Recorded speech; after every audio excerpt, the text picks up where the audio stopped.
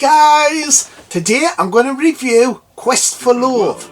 Colin Trafford is normally a mild-mannered man, but he's racing to save the life of the woman he loves and yet has never met. Are you all right, Tracy?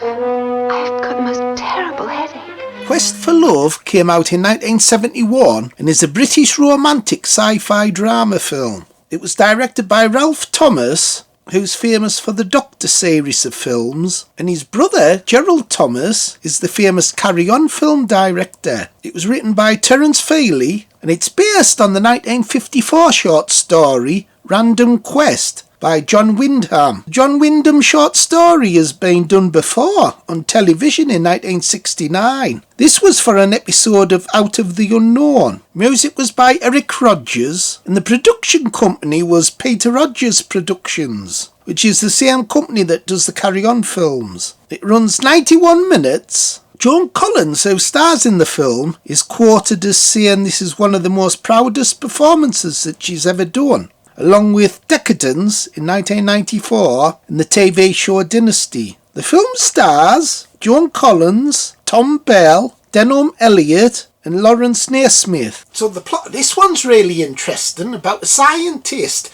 who goes into a different reality just like ours. When a scientific experiment goes horribly wrong, Colin Trafford finds himself in a parallel reality in 1971. In a new world where John F. Kennedy is alive and World War II never happened. Colin finds out he's now a celebrated author rather than a scientist, and he's unhappily married to a beautiful wife, played by Joan Collins. He falls in love with his wife, however tragedy strikes when she dies from an untimely death. Believing that she must be alive in the original existence, Colin must find a way of returning to his old world and saving the woman he has fallen in love with before it's too late. So it's all about the scientist going into this different dimension that's similar to ours. So it's a little bit similar to episodes on television like Star Trek's Mirror Mirror or Doctor Who's Inferno, where it's almost identical but there's differences. So it's quite a rare film to get this one. There's the DVD cover of it. Another interesting thing about it is it gets straight into the sci-fi without much explanation, how the scientist discovers how to go to parallel universes. He just has an accident and he manages to go there straight away, so it gets straight on with the story. In other films you probably get about 10-15 minutes explaining and discovering how to do it. So after our hero goes into this different reality, he falls in love with his wife, who's played by Joan Collins, and he eventually convinces her that he's not really her womanizing husband, but someone who looks like him in another dimension. However, because she has a weak heart, tragedy happens and she ends up dying. And it's a really sad scene where she's playing the piano and she ends up dying. Promise me that you'll find me, the other me, in the other world. I know I'm there.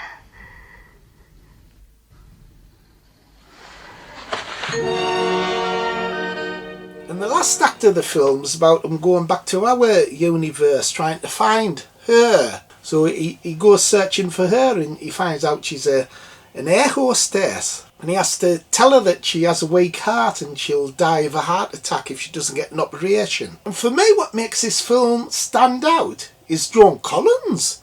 I thought she was brilliant in this. It is definitely one of her best performances.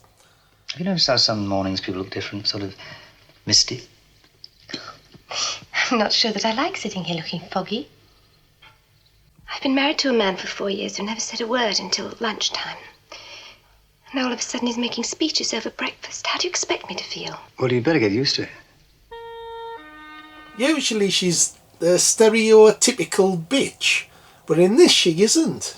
This was before she got typecast into playing a super bitch, such as shows like Dynasty, where she's this bitchy character.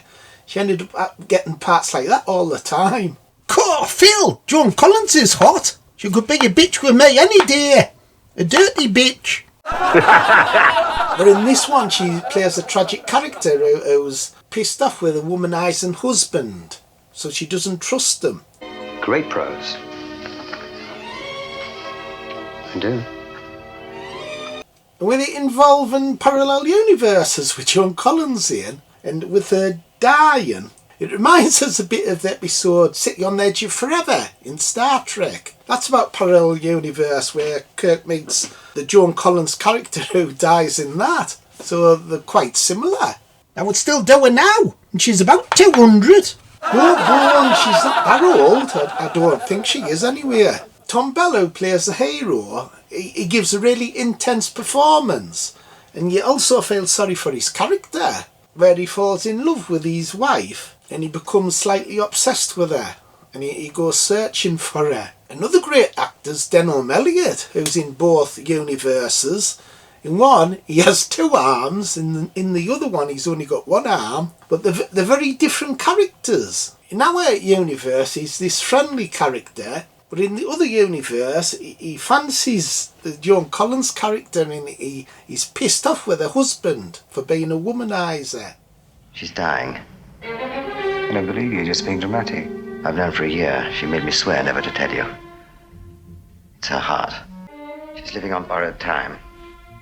Borrowed time? A year ago, the doctors gave her a few months.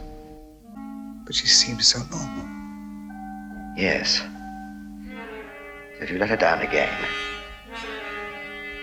I'll kill you.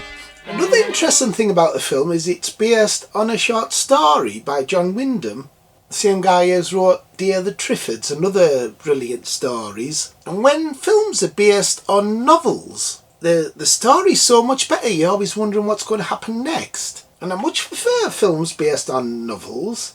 I think that's probably why I like the Hitchcock movies, because all of these films were based on novels. And you can tell the difference between an ordinary film or a film that's an adaptation of a novel. So when I was watching the film, I was really on edge, wanting to know what happened next. Another interesting point is there's no special effects in this film, and it proves that you don't really need them.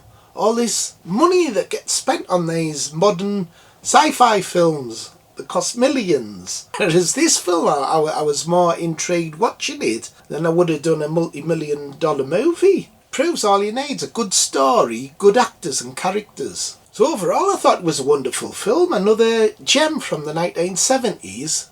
Joan Collins was great in it. The only downside's the final act of the film where he goes back to our universe and it's not as interesting. So out of 10 I think I'd give this one a solid 8. 8 out of 10. But do you think, Bones, do you like it?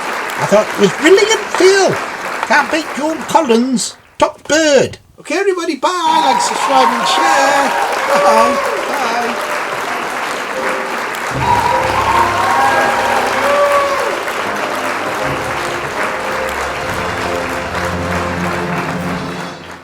Your Cinzano Bianco, signora. Thank you. Ah, yes, gracias. Suffused with herbs and spices from 4 continents. Quite being boring. Oh, sorry. Sorry. Getting your head down, sweetie. Jolly good idea. From the house of Cinzano, Bianco.